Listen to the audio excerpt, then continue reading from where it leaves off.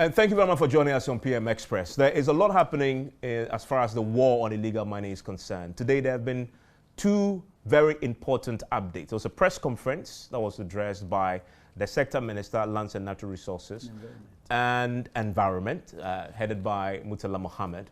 And then, of course, there was the parliamentary briefing where the minister got an opportunity to update the people's representative. That's why we're here tonight for a conversation on that subject, getting an update on that existential threat and what the current government is doing to deal with it. I'm delighted to say that tonight I can speak to the Lands and Natural Resources Minister, one of the ministers working together to deal with this particular problem. He's my guest tonight on PM Express, which is always brought to you by Syntex Tanks, also by Academic Times, and by Pepsi and Cavity Fighter. We'll be right back with the very details of how he is intending to fight and win this war that many have failed in its fight before him. Stay with us.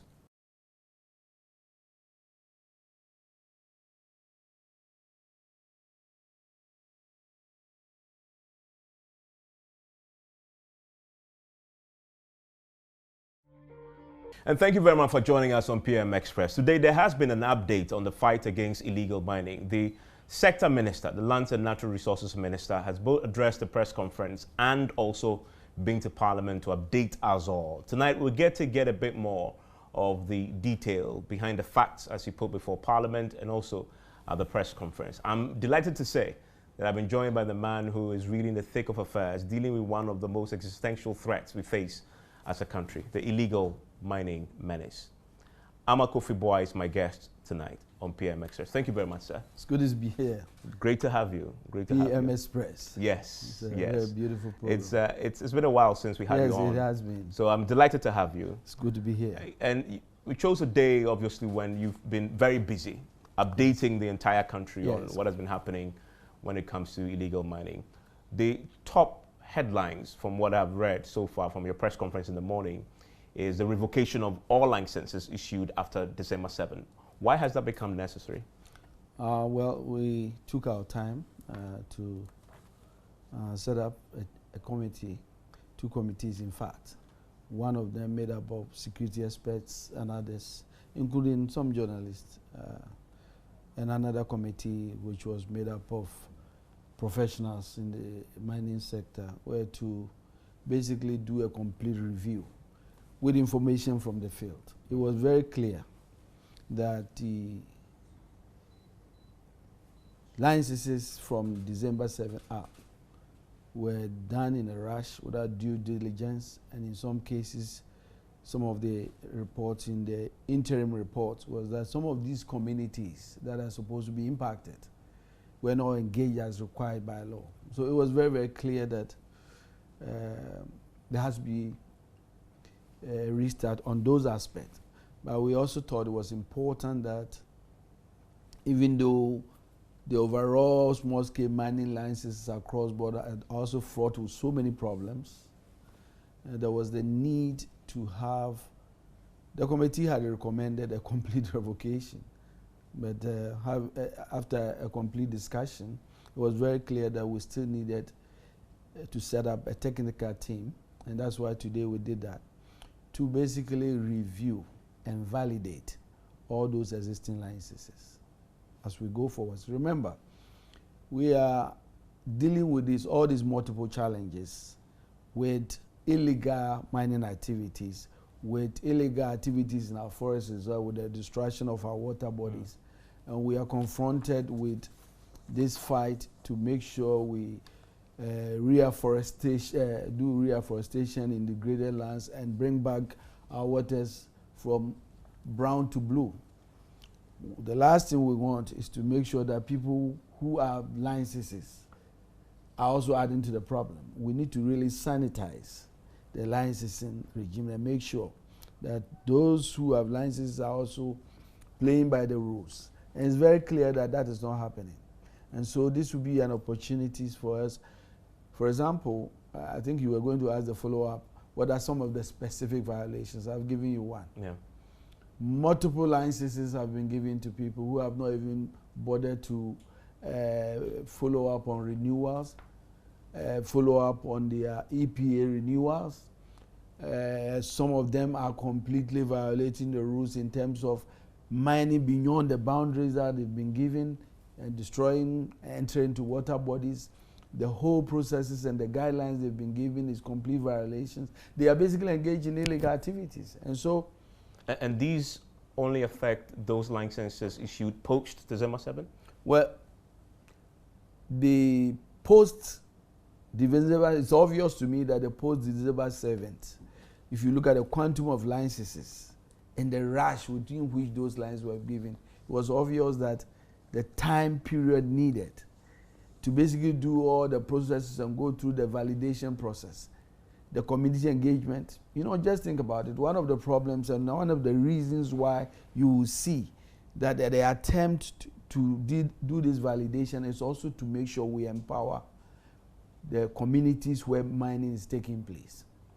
What has happened in the past has been that you will be a chief and community leaders and you'll be there and somebody will come and wave a license at you that I'm here with my licenses, and guess where he's been given the licenses to mine? In a cocoa farm. Because in all these processes,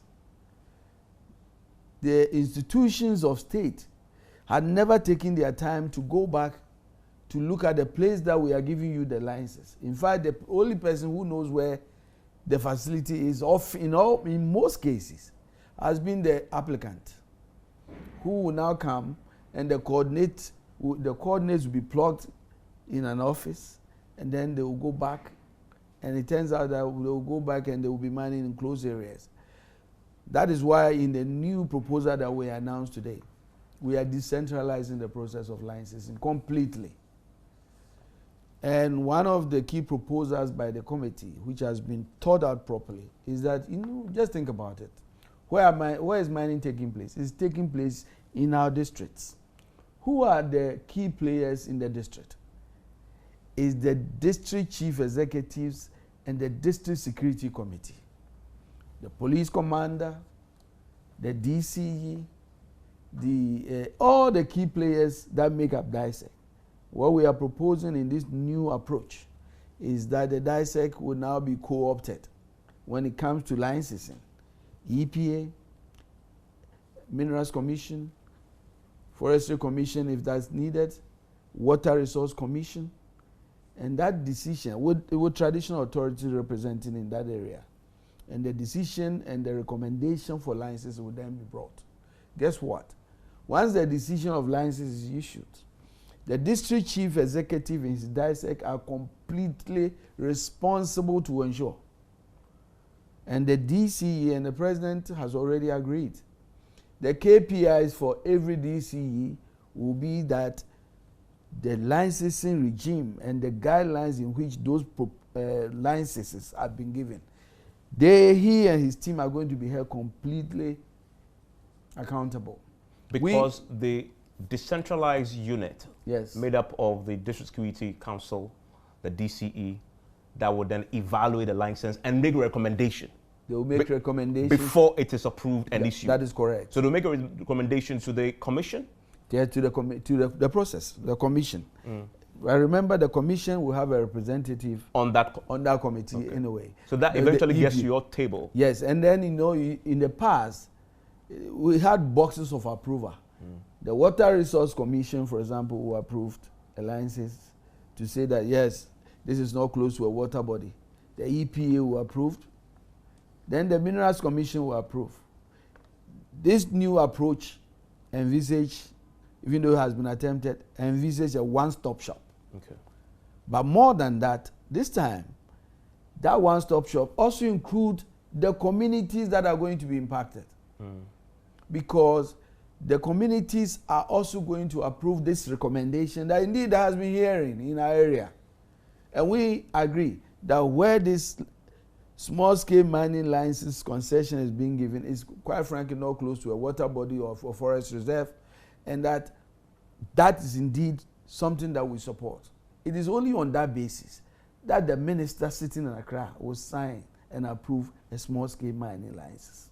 More than that, today we also tackled the issue of what was called the community mining schemes. The report is very clear. The teams you have scrapped it from what I heard. Completely. The reason is simple. It was completely not a community mining scheme. It was just in name. Because guess what? Almost every community community license, what do you call it?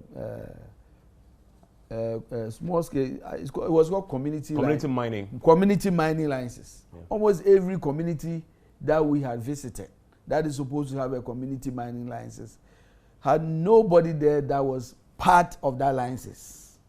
It was obvious that that license was in the name of a particular company. But it was meant for the community. It was meant for the community. And so the reason we are rearranging this new is that we are now saying that we are doing artisanal small-scale mining cooperatives.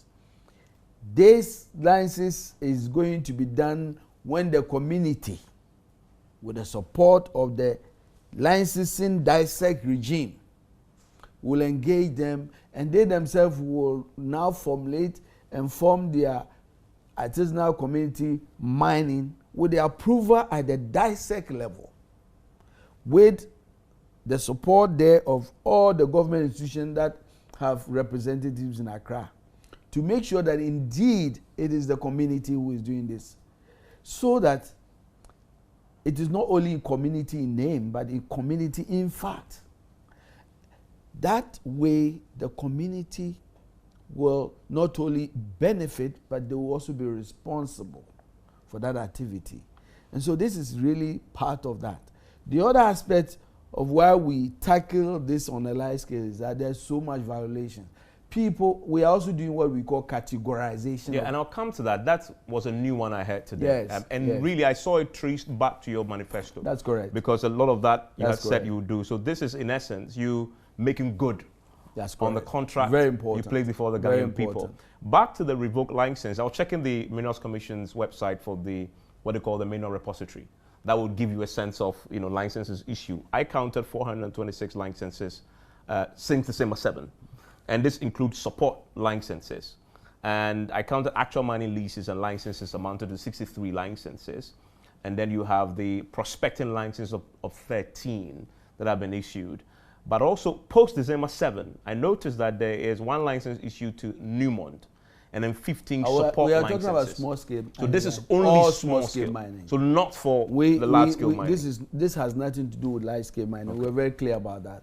Okay. And so there are issues with large scale mining, but we are focusing on small scale mining at this point. So this does not affect large scale miners at this point. Are you not exposing yourself? Yeah. But what is also important as part of this is that, as we speak, the report and the investigation is very clear. We have individuals who have more than 20 small-scale mining licenses. One individual? One individual. Some has as many as 30. Do you know why? Because a lot of these small-scale mining companies continue to grow. But guess what? We don't have categories for them to move to a medium-scale mining. So guess what? When they feel that they have the capacity to move further and expand, they will come for additional licenses. Additional licenses, Kojo Mensa, Efia, Kofi. That person alone will have about 20 licenses. In a large acreage, when you put it together, it's more than a large-scale mining. But if you also look at, in terms of regulation, in terms of their responsibility, they are, quite frankly, in complete violation. What we are doing here is categorizing and also trying hard to make sure that we can give the support that Ghanaians need to move them into small, even medium scale and large scale, and support them with the capacity they need so we can organize better. This whole idea is to organize the small scale mining better. Everybody is digging everywhere for gold. Guess why? Because we have not organized it better to know where the mineralized areas are. One of the very focus of what we are trying to do is to basically strengthen the capacity and invest in the geological survey. I believe that one of the things we foresee is that in the future, the so-called prospecting licenses will not even be necessary. Because you know why? If we, as a government, if we as Minerals Commission, working with the Geological Survey, has already identified all these mineral areas, we don't need private people to go and now prospect and tell us that we have found the place here and dig around. No, we already know the volumes of gold before we give you concession. We've already engaged the community. We've already identified that these areas are not cocoa growing here, that these areas are more far away from the water bodies. These areas are far away from the forest reserve before we give you the licenses. That allows us to really engage in mining that is meaningful, that is sustainable than what we are doing right now. How certain are you that all the licenses post December 7 are in breach of one aspect or the other of the regulations, for which reason they deserve to be revoked, so that you're not opening yourself up to legal suits? Well, this is a very clear. Listen,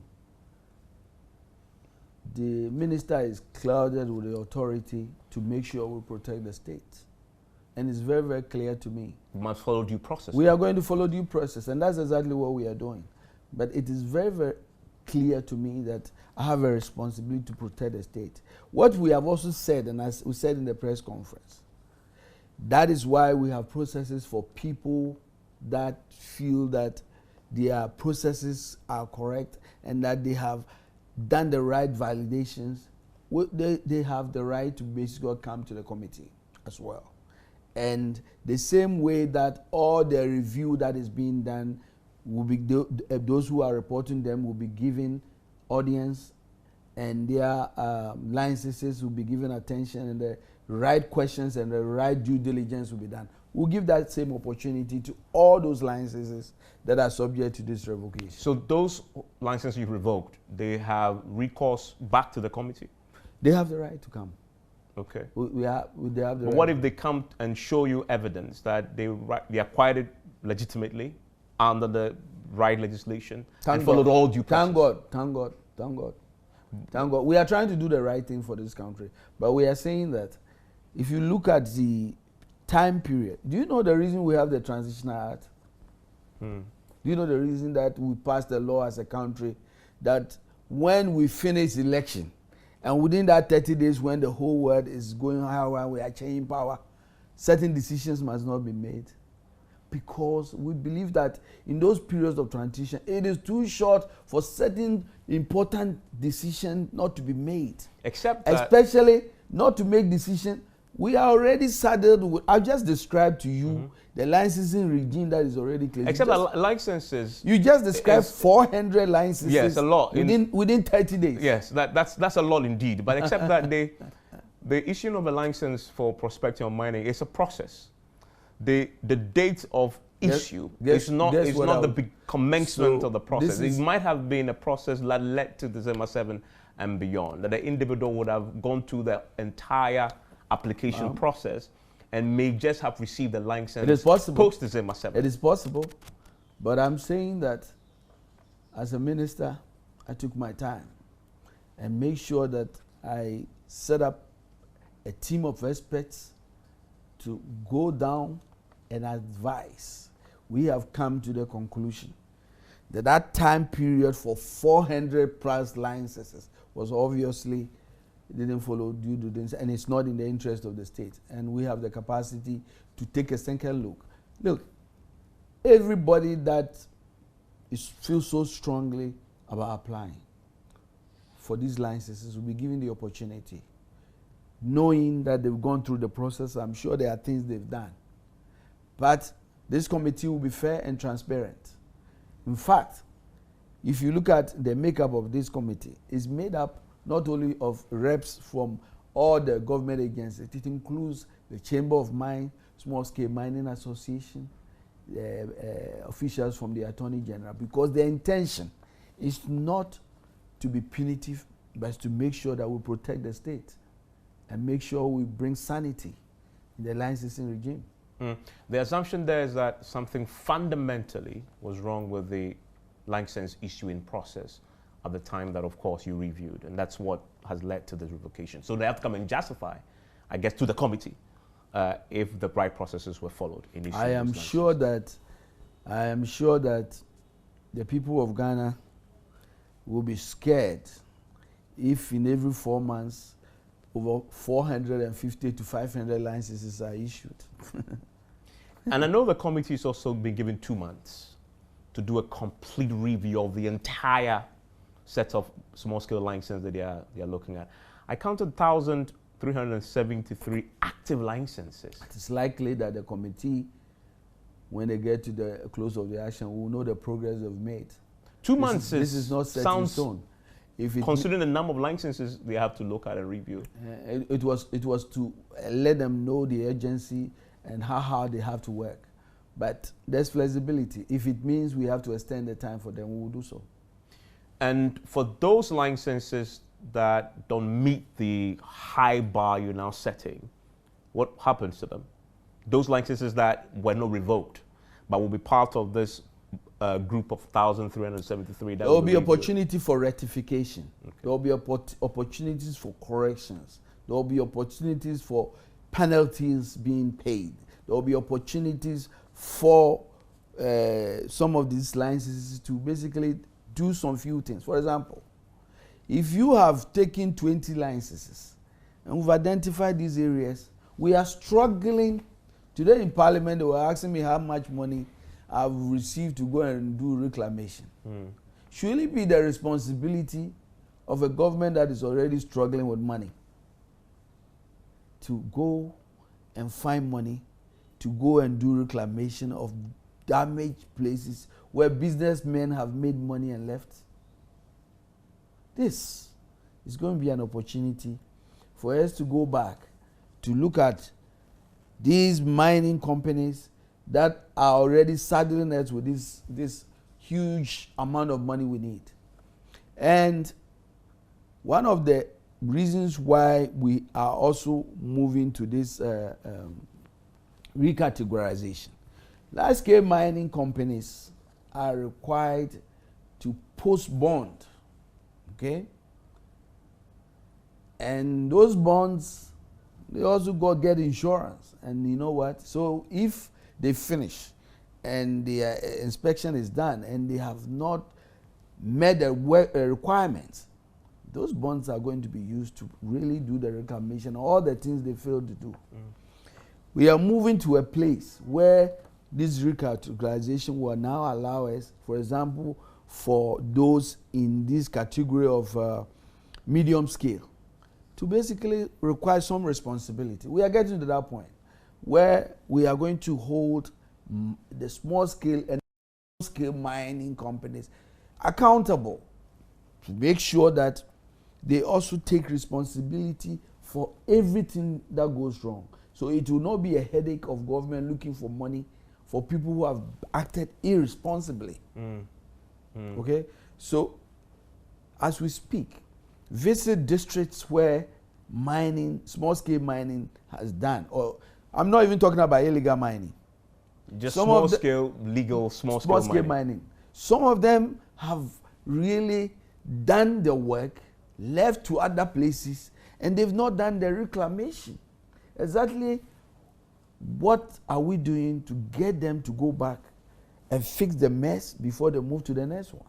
This process allows us to get them to do that as well. I'm curious about something. Part of the biggest challenges that you would have to deal with, and based on past experiences, is that a lot of these licenses that some of them you've revoked may have been issued to political cronies and people who are politically exposed. That's exactly. Have you found any evidence of that? Let me read the language that the recommendation can.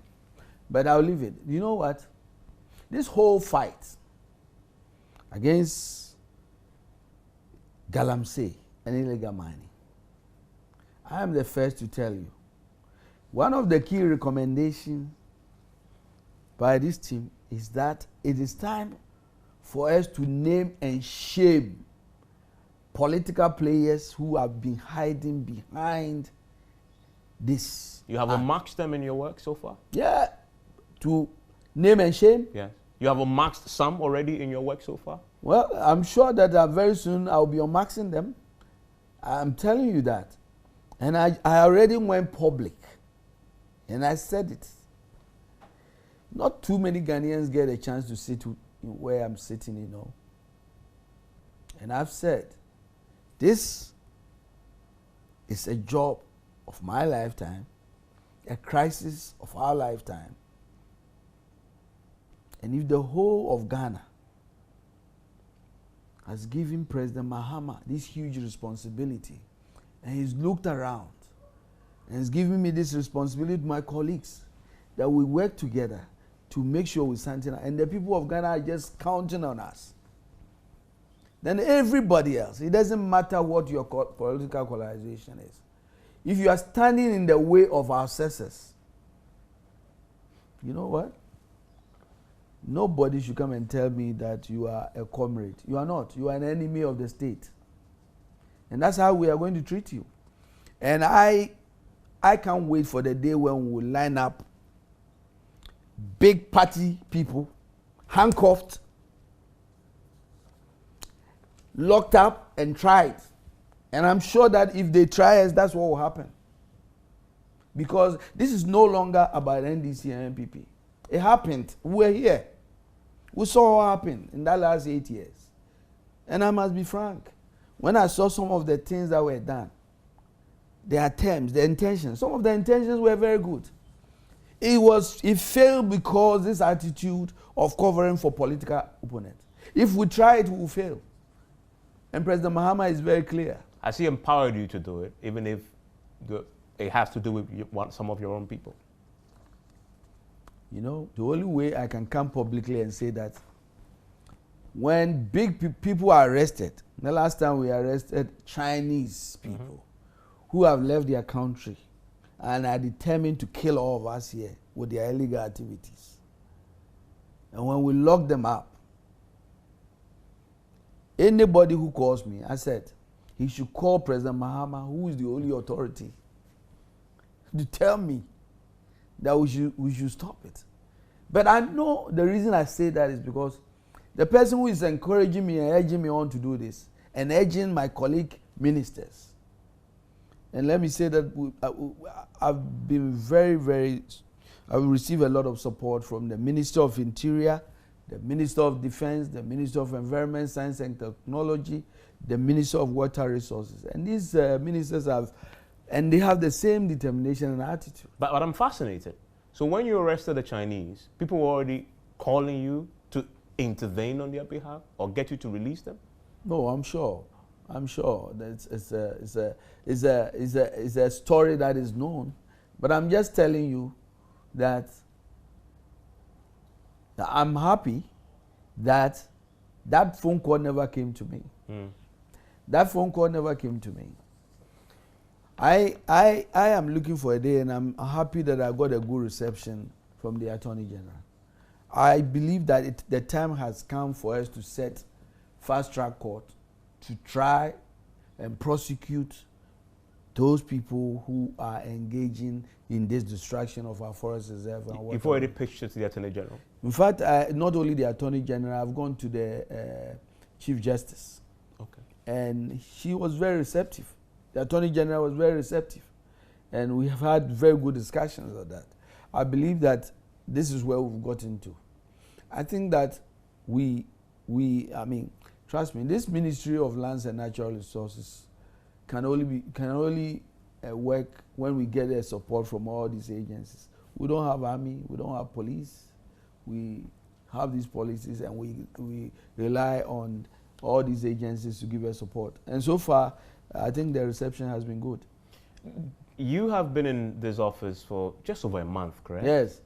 Give me your status update, having done this, as far as the fight against illegal mining is concerned. What have you discovered? You gave the Parliament an update, a shocking update that shocked the conscience of the country.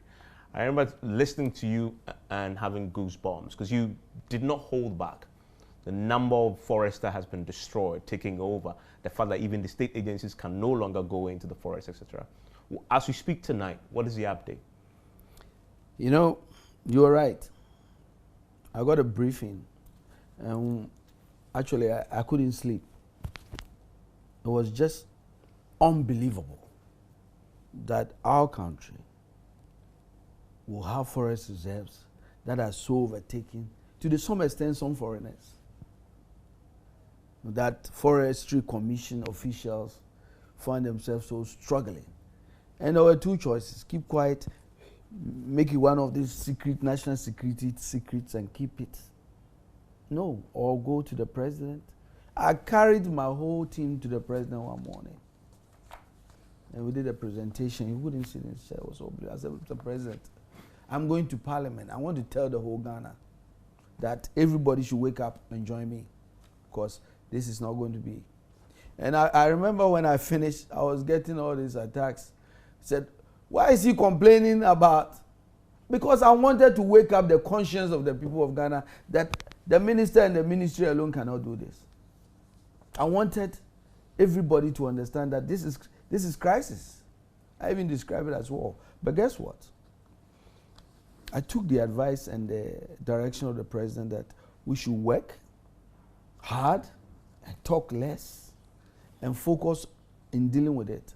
So today when I went to give updates, I could say that with the support of the military, we've made progress with 7 of these no-go areas. You've taken over now? We've taken that over. I would say we've liberated them. Not completely, because we still have work to do in some of these areas. We have other 2 areas that we are working on. But these thugs are also not resting.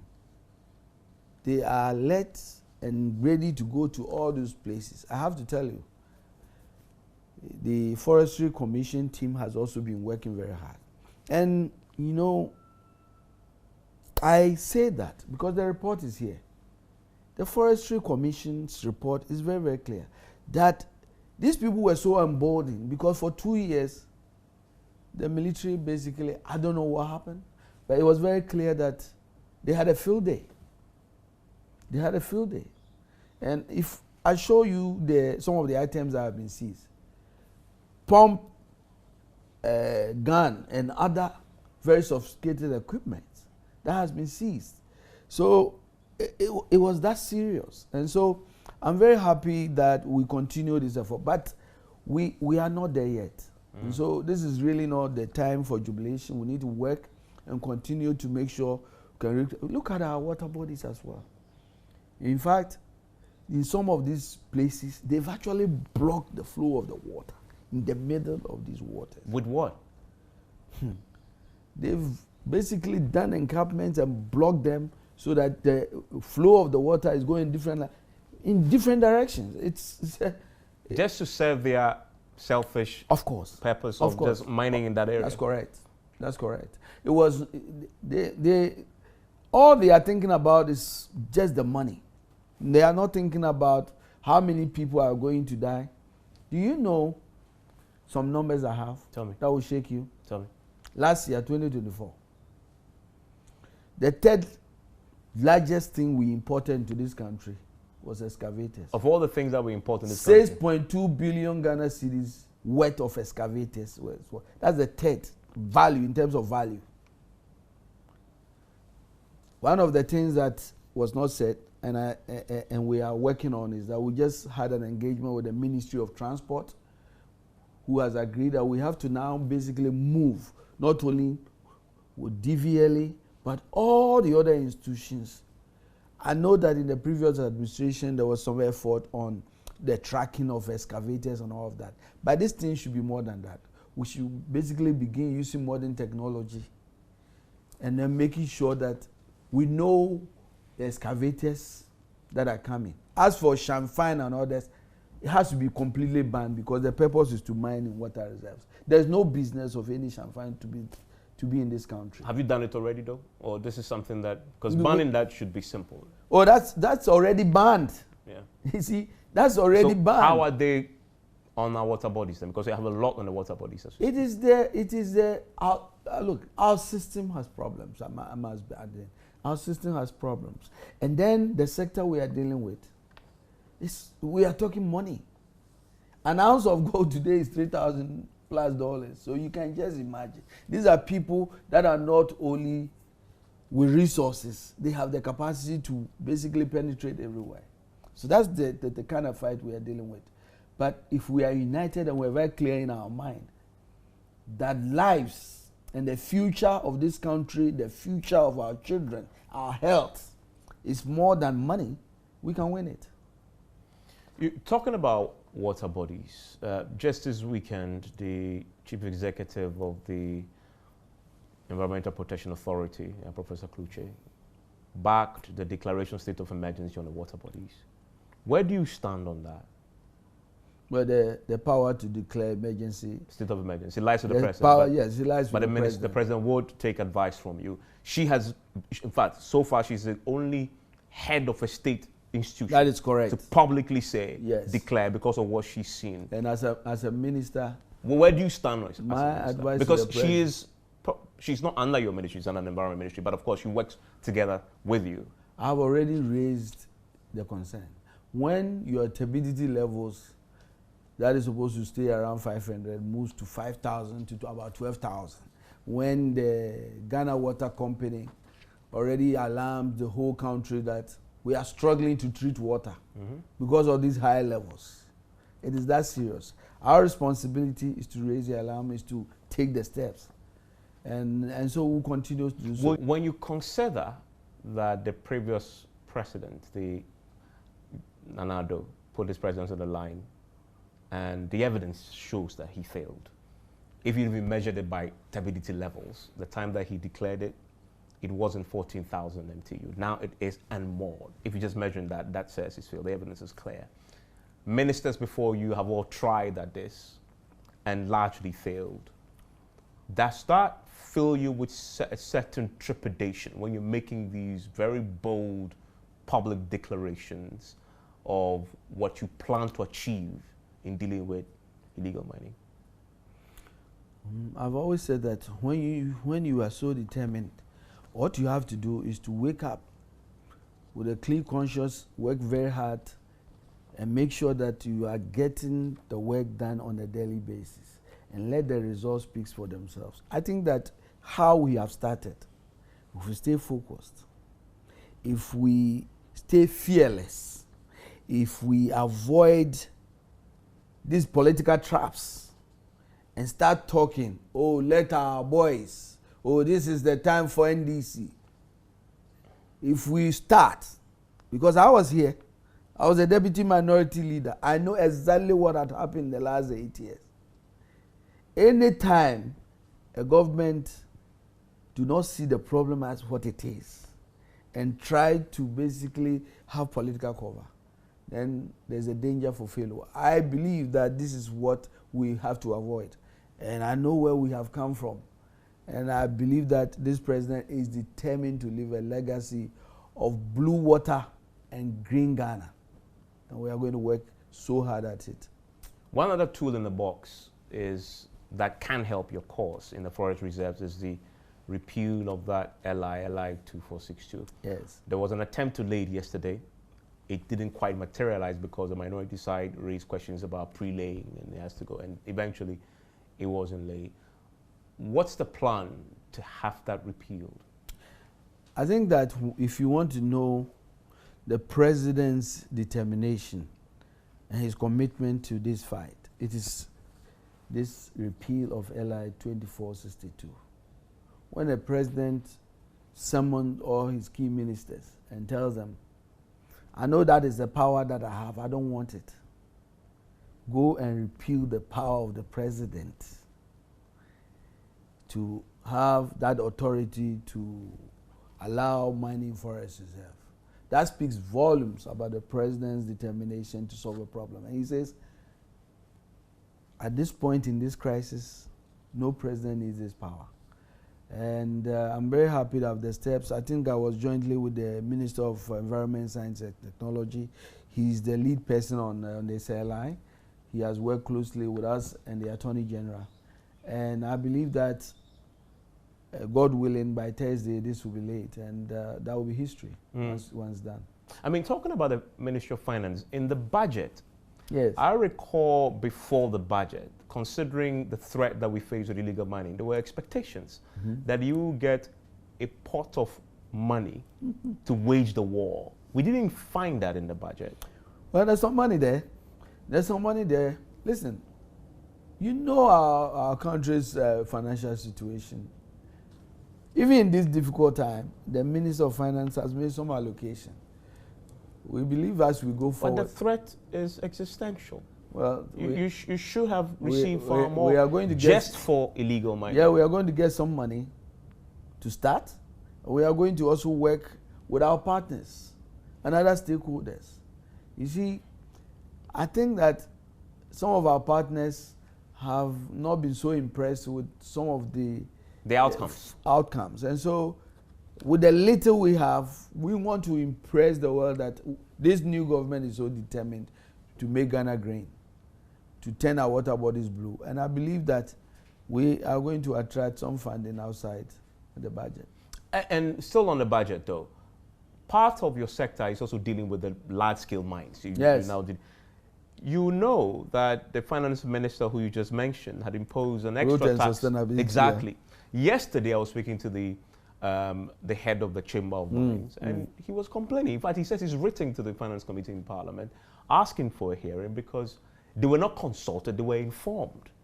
Oh, they were consulted. Well, he says, I asked him that question, a direct question, and he says they were informed and not consulted. Well, I'm sure, you know, that's his view. I'm sure it probably would have helped if probably they had all the time in the world to consult headquarters, to bring their views. But, you know, we were dealing with timelines that were very tight. But even in those circumstances, I know the Minister of Finance, through me, engaged them extensively. It's not always exciting when you get the chamber whose primary responsibility is to represent the interests of big mining, that we think that you are making super profits in this period. In this period of austerity, we want you to help a little bit. I think that, and I think the Minister of Finance was very clear. We don't see this going for a long time. We have always worked with the mining companies. When they've come with the DAs and made proposals, we have helped them. We are saying that this is the time that Ghana needs them. And I think that we are going to engage them, and we are going to explain with them. And I think that's your concern, really, that the engagement is going to happen post the imposition of the tax handle. Well, I'm sure we'll be doing more engagement. But they have stability clauses in their contracts with the state that guarantees them a certain stability in the fiscal regime that will govern the operations. This definitely is not one that is in keeping with those stability clauses. This has nothing to do with their stability clauses. These are measures that are very temporary and short term under our circumstances. And the Minister of Finance has lawyers there, and he has been guided by that. I don't think we will do anything to basically break our commitment to companies who have trusted Ghana. Listen, this is the world's largest gold producer. I just came from Canada. Ghana's respect and our investment climate is one of the best, and we don't intend to break it. We will continue to attract the big players in the mining sector. All we are telling the mining companies is that what we are doing is in their interest. What they don't want to see is make this economy go down. They want a very strong economy. They want to make sure they have vibrant communities so they can have the peace of mind to invest and make money. In your constituency, and this is coming back to, because you are first an MP before you are a minister. Yes. How have they received your position? I ask that question because the Western region bears the brunt of illegal mining. And I'm just coming from the Western region over the weekend, and you drive to some of the communities, you see the river bodies, there's an eyesore. And unfortunately for you, you see this on a weekly basis in your constituency and others. So you are not only a minister who a constituency is away from one that is hit, but one in a constituency that sees it on a daily basis. How do you manage that, considering that the people who may be doing it and benefiting are people who you represent as constituents, and they may punish you if your interventions affect their pockets, as the previous government used to complain about in elections? Have you factored that into the fight? No, I have. You know, actually, a young man put it very well. He said, Honorable, this, your business, we love you, but this is going to be difficult. And what did you say to him? And I said, but it's not going to be difficult because, listen, we want you to mine sustainably. There are better ways. What we intend to do is to help you to regularize what you are doing. Can you imagine that we've negotiated and worked with the bigger mining company in our district to make sure there is an area, and then with their support and with government support, we have more than 1,000 people who are being mining under the supervision of the right experts with the safety processes, where the disposal of water is all done properly and nobody is chasing them. In fact, they are getting the protection of the police, and when they get the gold, there's ready gold board ready to buy their gold at the current market value, and make sure that this business they are doing is not destroying any water, is not destroying our environment, and that they are doing it. Isn't that going to be a win-win? And I said, that's what we intend to do. And I want to make Elembele and all those enclaves where illegal mining is taking place the example. I want us to have a success story.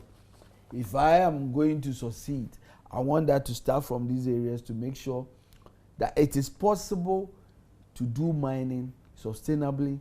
It is possible to do mining without destroying our forest, without destroying our water bodies. It is possible to do mining without being afraid that some police is coming, that your equipment will be seized because you are doing the right thing. That's what we intend to do. Guess what? One of the things they said is that, it is so difficult for us to even get license. We travel to Accra, we go, we sit there, we can see EPA, we can see. I said, that's the good part. We are bringing the licenses to you here at the district. And I believe that these are the bottlenecks that has also created a problem. So if we can implement some of these ideas, decentralized licenses, make it easy for people who want to do the right thing with the right supervision and protection, have cooperatives to do it, then they know that, we can go to EPA office at our district level and the process will be easy. Everybody will fall in line. That is the vision of President John Mahama, and it will happen. And you convinced them? I think I convinced them. And now they know that the intention is not to arrest them, but to help them to do the right thing. Well, but if they are engaged in illegality, there must be some enforcement first before they transit. Oh, of course. And that's where the friction will be. And guess what? In the last few weeks, we've been very ruthless. Even in your own constituency? I have. We've arrested a lot of them. We've seized machines. And guess what? Including MPP and DC people. If I arrested all of them, and I told the police commanders that, in fact, I want him to arrest all of them first. And then they will get the message that their MP has the capacity to guide them to do the right thing. And if they do that, they'll be fine. And I think that if we understand and do that, I believe that in the final analysis, if the people who have been arrested today, if their other colleagues see that if they continue the illegality, there will be consequences, they will come and get the licenses and do the right thing. You're not afraid of the political consequences to you? If you represent people for 5 terms, going to be 20, is it 20 years? Yes. Can you imagine? They know me. They know me. Well, but in the past, you haven't been a minister for lands and natural resources who is directly responsible for the arrest. Now you are. Well, they know that I've fought for their interests for the last 17 years. And they know that I never intended to harm anybody, that I want them to do the right thing in the interest of everybody. And that is why so many of them are very convinced. I think that the reception I got in the Western Region House of Chiefs, when I went to basically introduce myself in my new position, and the reception I got, the fact that even some of the problems they had at the Regional House of Chiefs, they decided to put them aside because they were all determined to support me, to make the Western region the shining example of how we can really turn this challenge into success. It gives me hope. Just before we end, what's the update on the Gold Board initiative? A lot of work has been done on it. I think we are close to laying it in Parliament, and in the coming days, I'm sure today or the coming days it will be laid. And that is the Lands and Natural Resources Minister, Emmanuel Amakofiboa, my guest on PM Express tonight. And I wish you well in this fight. Thank you. That's the best Thank we you can do much. for you Thank you. as you go out in this fight. Thank you very much. Enjoy the rest of your evening. Thank you.